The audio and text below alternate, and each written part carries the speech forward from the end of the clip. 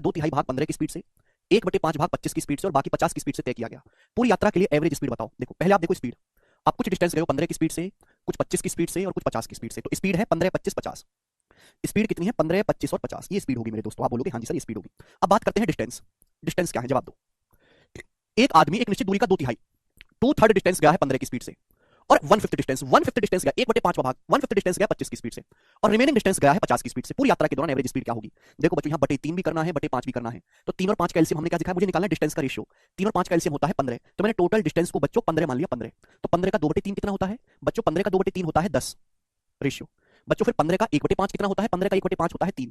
भाई टोटल 15 आना चाहिए, टोटल आना चाहिए 15। तो 15 में से 10 और 3 13 हो गया, तो बचा 2, 2 बचा कि नहीं?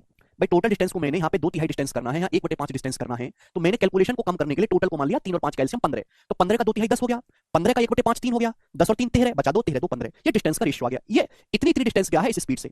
आपसे पूछा पूरी जर्नी के दौरान एवरेज स्पीड क्या होगी।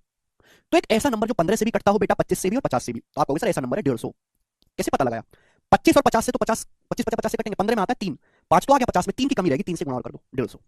तो 150 एक ऐसा नंबर आ गया जो 15 से भी कटता है स्पीड, 25 से भी 50 से भी। इस 150 की यहां पूरे में गुणा करूंगा। पूरे में गुणा करने के बाद जब मैं जोड़ूंगा तो टोटल डिस्टेंस जो आएगा वो 150 का 10 3 13 2 15 आएगा। समझ में? आप बोलोगे हाँ जी सर बिल्कुल। आउट ऑफ टोटल टाइम, अब मुझे निकालना है टोटल टाइम। 150 जाओगे 15 की स्पीड से 10 घंटे, 25 की स्पीड से 6 घंटे, 50 की स्पीड से 3 घंटे।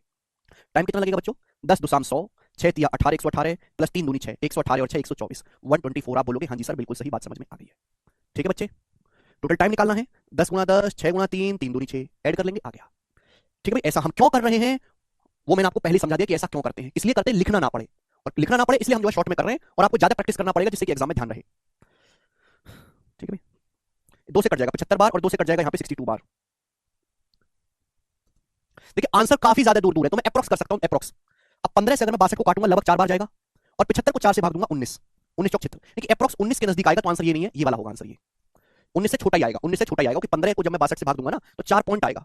अब 75 को 4 से बड़ी संख्या से भाग दोगे तो 20 से छोटा नंबर आएगा, 20 से छोटा नंबर आंसर आना चाहिए थर्ड ऑप्शन, 20 से छोटा। जो ऑप्शन